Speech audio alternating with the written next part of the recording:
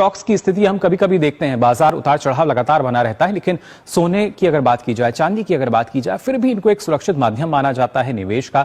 ऐसे में क्या कुछ करना चाहिए जब निवेश की हम बात करते हैं, इस पर आपको जानकारी देंगे और इसके लिए खास मेहमान हमारे साथ जुड़ी हैं। आपको बता दें, वंदना भारती जी हमारे साथ जुड़ चुकी हैं, हेड ऑफ कमोडिटीज रिसर्च हैं एसएमसी ग्लोबल लिमिटेड से। बहुत बहुत स्वागत आपका वंदना भारती जी। सबसे पहले आपसे मैं जानना चाहूंगा, क्योंकि जो महिलाएं हैं उनको तो निवेश की जब बात की जाती है तो शायद सोना जो है सबसे पहले नजर आता है, लेकिन अब यहां अगर हम चांदी को भी देखें तो वो भी पीछे नहीं है। सोने चांदी के अगर पिछले 10 वर्षों का जो हमने रिकॉर्ड है, रिटर्न है, वो अपने दर्शकों को भी बताया, करीब 250 से 300% और उससे भी ज्यादा जो रिटर्न है वो मिला है। आप कैसे देखती हैं इसको? जी, अगर ये रिटर्न देखा जाए तो सदियों से मिल रहा है महिलाओं को और हमारे समाज को पूरा। और अगर एमसीएक्स की जहां पे शुरुआत हुई थी तो मेरे ख्याल से यहाँ पे 5500-5600 सोने का यहाँ पे भाव था। आज 20 सालों में हम लोगों ने करीब 1,10,000 आता हुआ देखा है। तो रिटर्न वाइज सोने ने, अगर निफ्टी से भी हम कंपैरिजन करें तो पिछले 13 सालों में निफ्टी ने अगर 15% का रिटर्न दिया है तो सोना यहाँ पे 14% का रिटर्न दिया है। तो एक ऐसा एसेट क्लास जो आपको इकोनॉमी ग्रो कर रही है तभी भी वो ग्रो कर रहा है, और जब इकोनॉमी नहीं ग्रो करती है और हर जगह एक क्योस होता है, रिसेशन होता है, पैनिक होता है, उसमें आउट परफॉर्म करता है। तो मुझे लग रहा है कि महिलाएं एक ऐसी चीज में यहाँ पे निवेश कर रही हैं जो कि हर माहौल में सेफ है। तो मैं ये कहूंगी कि ये बहुत समझदारी भरा निवेश है।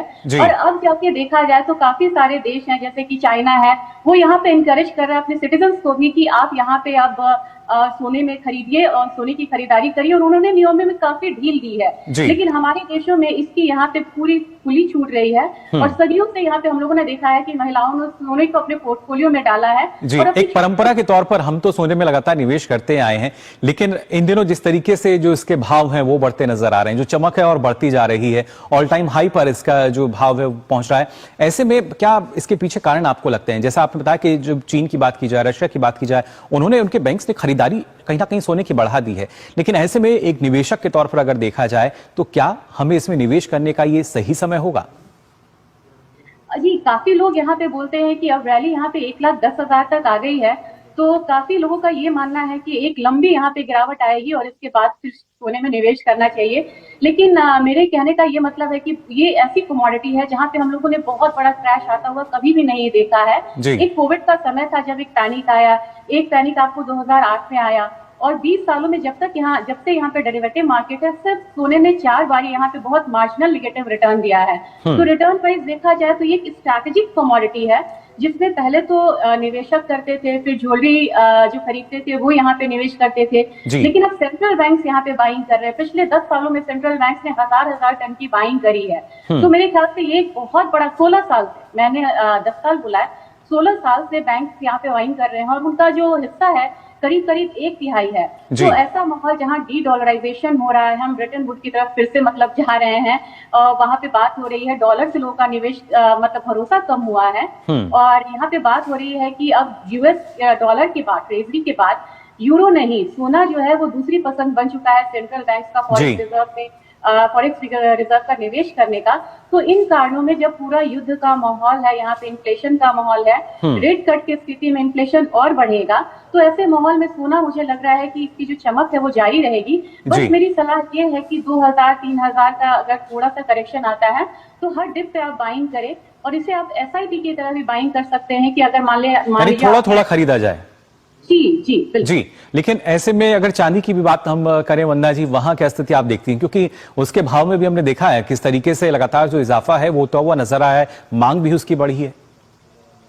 चांदी की बात मैं यहाँ पे करना चाहूंगी, और मुझे लग रहा है कि फिलहाल ये सोने से बेहतर विकल्प कैसे हो सकता है, क्योंकि सोने में देखा जाए तो 4 साल में 120% का रिटर्न है, और चांदी को देखा जाए जिसे प्रेशियस मेटल भी कहा जाता है, उसने अभी तक बहुत ज्यादा रिटर्न नहीं दिया। हालांकि इस बार उसने सरपास किया है सोने के रिटर्न को।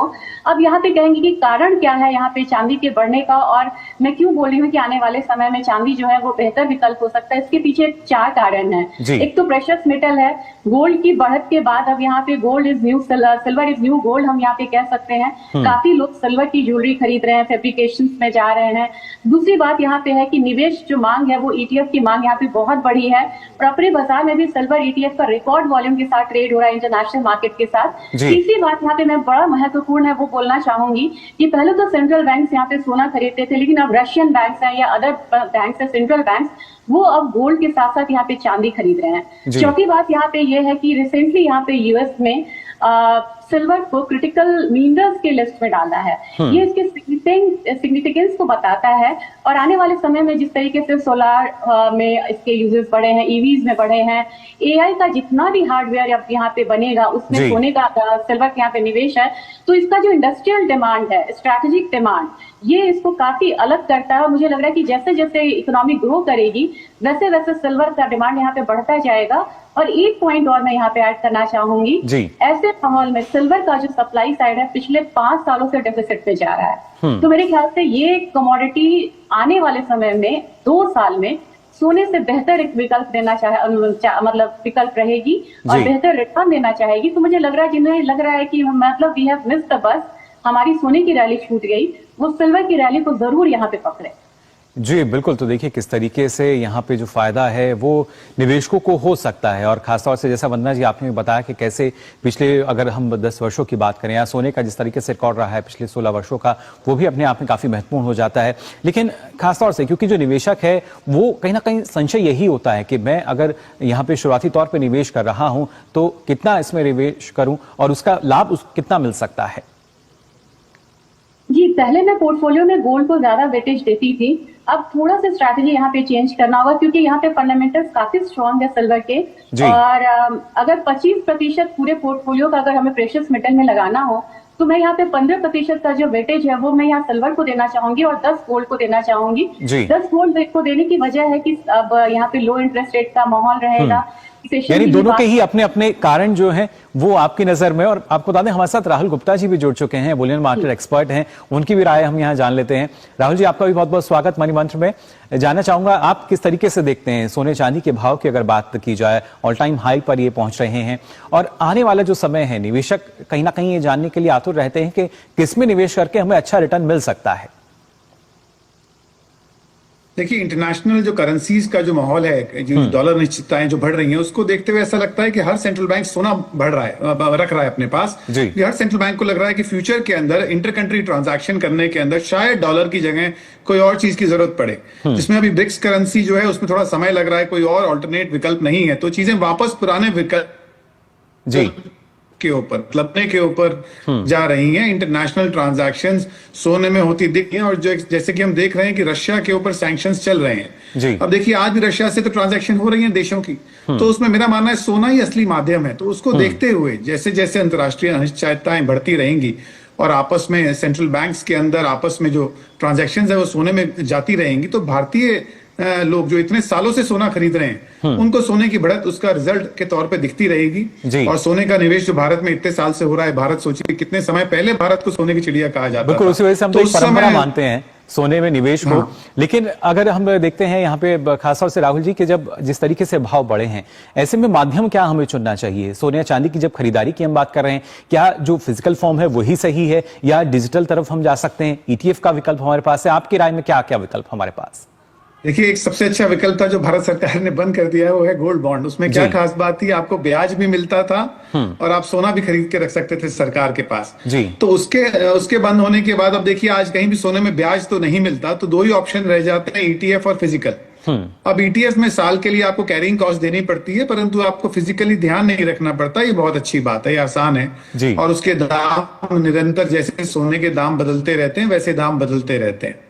और आप सोना फिजिकली खरीदते हैं तो आपका जीएसटी भी लगता है, उतना एक्स्ट्रा आपकी इन्वेस्टमेंट होता तो 3% है, परंतु उतना आपका एक्स्ट्रा पैसा भी लगता है। तो दोनों के अपने फायदे हैं। मुझे लगता है सोना आपको आधा इलेक्ट्रॉनिक फॉर्म में और आधा फिजिकल फॉर्म में लेके रखना चाहिए, क्योंकि काउंटर पार्टी रिस्क दुनिया में बढ़ रहा है। जो डॉलर की जो टूटने की हालत है उसका रीजन है काउंटर पार्टी रिस्क, एक दूसरे के ऊपर अनिश्चितताएं। अब यूएस के अंदर जो डेट्स हैं वो $37 ट्रिलियन हो गए, जो सरकार का उधार है वो $37 ट्रिलियन है। तो उसको देखते हुए डॉलर जो है इंटरनेशनल करेंसी और सेंट्रल बैंक्स के बीच में ट्रांजैक्शन और इंटरनेशनल लोगों के बीच में ट्रांजैक्शन में घट रहा है। तो उसको देखते हुए मेरा मानना है फिजिकल गोल्ड जरूर होना चाहिए।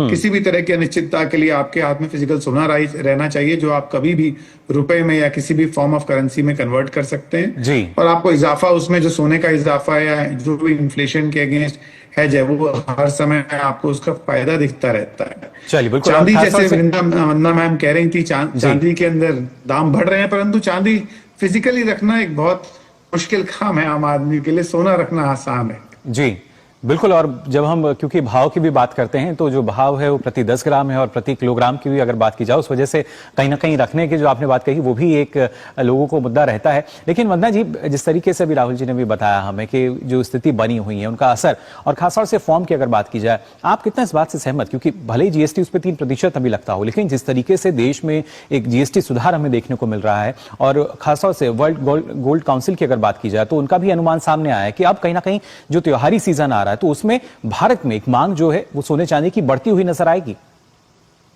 जी कभी मतलब कई बार ऐसा देखा गया है कि पूरा जो सीजन होता है वो डल होता है थोड़ा, क्योंकि यहाँ पे देखा जाए तो लगातार हम लोगों ने पिछले बार 24% का रिटर्न था, मतलब महंगा हुआ सोना, इस बार 40%।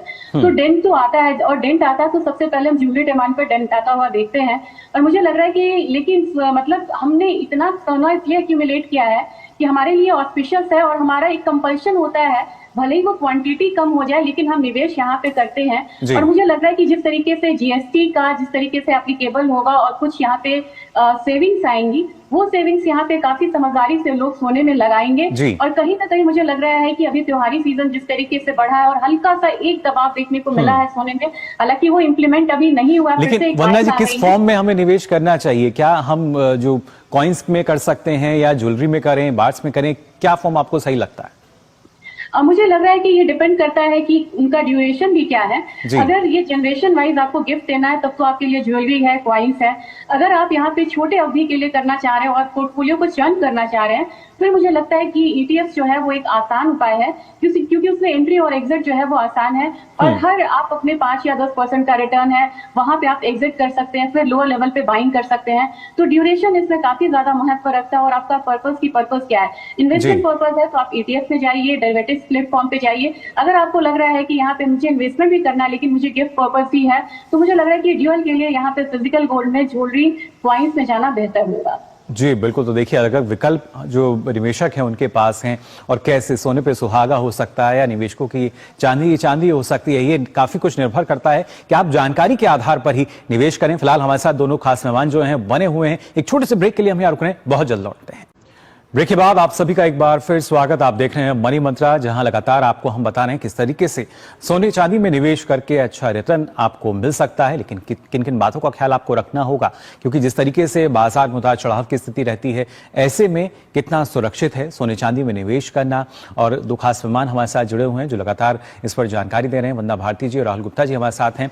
राहुल जी, यहाँ और जानकारी मैं आपसे लेना चाहूंगा। जब हम देखते हैं कि जिस तरीके से जो मार्केट ट्रेंड चल रहा है, और कहीं ना कहीं लोगों को लगता है भले ही डिजिटल गोल्ड का जो एक विकल्प उनके पास है, जहां 10 रुपए से वो अगर चाहें तो यहां पे निवेश कर सकते हैं, लेकिन क्या उसको हम सुरक्षित मान सकते हैं? और क्या जब हमें आवश्यकता है, अगर हमने डिजिटल गोल्ड में इन्वेस्ट किया हुआ है, निवेश किया हुआ है, और हमें अगर पैसे की आवश्यकता है, तो कितनी जल्दी हम कह सकते हैं कि एक वहां फ्लेक्सिबिलिटी जो है वो मिल पाएगी?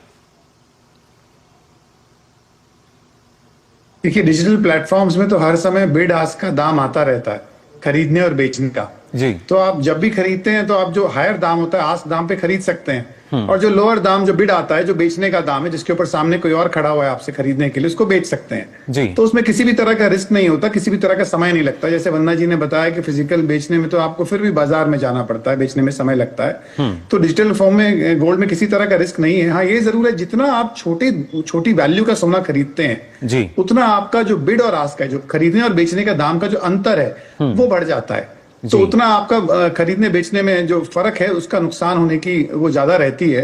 भारत में जो एमसीएक्स फ्यूचर एक्सचेंज है, उसके ऊपर जो गैप है खरीदने और बेचने का, सबसे कम उसके ऊपर होता है, जिसके ऊपर आप फ्यूचर में 100 ग्राम या फिर 1 किलो की मात्रा के अंदर सोना खरीद और बेच सकते हैं। अदरवाइज जितने भी वैल्यू के अंदर उसके बाद जितने छोटे प्रोडक्ट्स हैं, उसके अंदर आपके खरीदने बेचने के नुकसान का फर्क है, जो कि फिजिकल के अंदर छोटी अगर आप क्वांटिटी में सोना खरीदना चाहते हैं तो फिजिकल के अंदर आप अगर कॉइन्स वगैरह खरीदते हैं तो वो नुकसान आपका उतना नहीं रहता जितना किसी इलेक्ट्रॉनिक फॉर्मेट के अंदर, किसी इलेक्ट्रॉनिक एक्सचेंज के ऊपर हाई रहता है। ये असली फर्क है दोनों चीजों के अंदर। जी बिल्कुल, ये असली फर्क। और कहीं ना कहीं वंदना जी, जो निवेशक हैं वो शायद अब ये भी जानना चाहते होंगे कि अब साल के अंत तक अगर बात की जाए तो कहां तक ये जो ग्राफ है भाव का, सोने की बात की जाए, चांदी की बात की जाए, ये कहां तक पहुंच सकता है? जी, मैंने ऑप्शन डेटा को स्टडी किया था और फिबोनाची को देखते हुए मुझे लग रहा था कि यहाँ पे $3,800 जो है वो यहाँ पे कॉमिक्स में सोना आता हुआ दिख सकता है। जिस तरीके का माहौल है, 2 रेट कट्स यहाँ पे और भी हैं।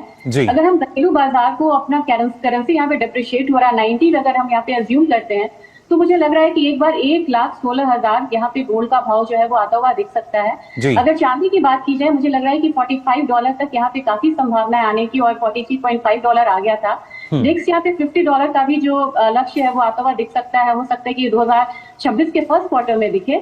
लेकिन मुझे लग रहा है कि चांदी में भी अगर बात की जाए तो मुझे लग रहा है कि 1,38,000 से 1,45,000 का जो लेवल है वो 2025 में आता हुआ देख सकते हैं। और हो सकता है कि चांदी की रैली इस बार सोने से तेज हो। जी बिल्कुल, क्या वाकई चांदी जो है सोने को बिछाड़ पाएगी या नहीं? राहुल जी, आपका क्या मानना है इस बारे में?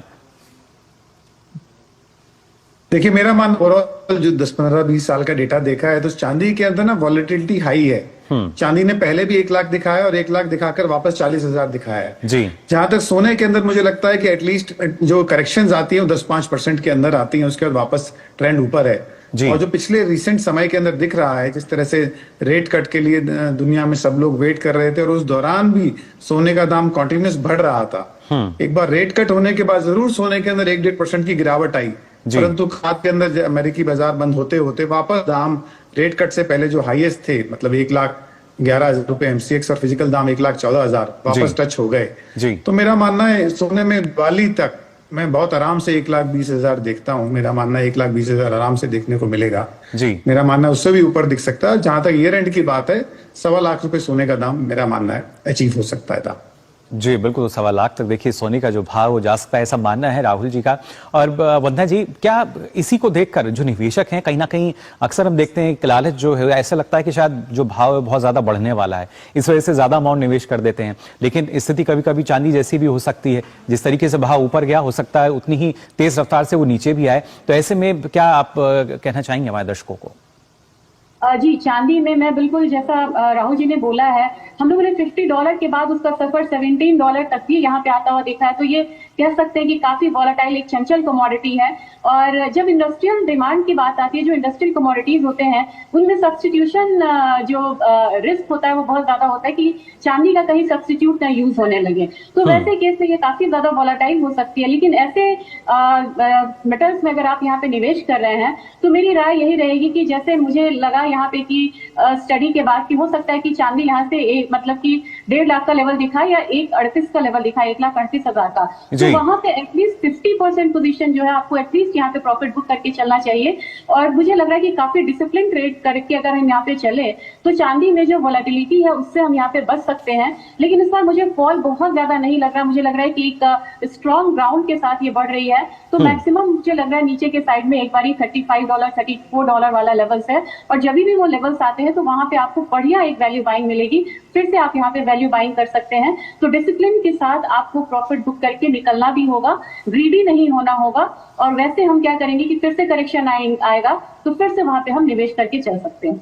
जी बिल्कुल, तो देखिए किस तरीके से किन किन बातों का जो ख्याल है वो जाहिर तौर पर निवेशकों को रखना होगा। सोने की बात की जाए, चांदी की बात की जाए, अगर देखा जाए रिटर्न अभी जरूर अच्छा लगता है, चमकदार लगता है, लेकिन इसमें कहीं ना कहीं रिस्क जो है वो भी रहता है, जोखिम भी रहता है। इसलिए सोच समझकर आपको जो निवेश है वो करना होगा और पूरी जानकारी रखनी होगी। फिलहाल वंदना जी और राहुल जी, आप दोनों का बहुत बहुत शुक्रिया हमारे साथ जुड़ने के लिए।